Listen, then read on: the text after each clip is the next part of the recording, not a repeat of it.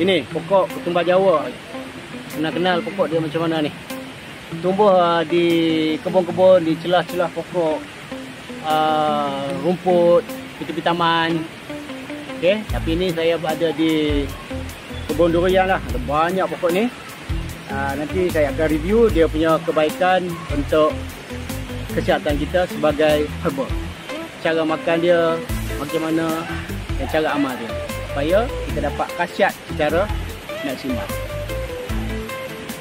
Salah satu khasiat herba mana-mana pun dia akan ada tinggi oksigen.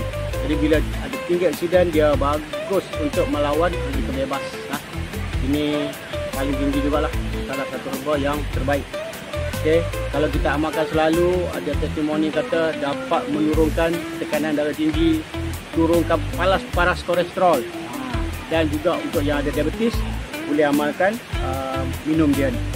Boleh buat ulam ataupun boleh buat secara rebusan dia. Rebus air ni minum 2-3 hari sekali, lepas tu rehat 2-3 hari sekali, minum lagi.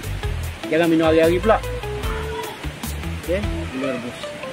Okey, dan sebab dia pun herba, maka khasiat dia yang paling bagus juga kalau kita amal sekali macam biasa, awet muda.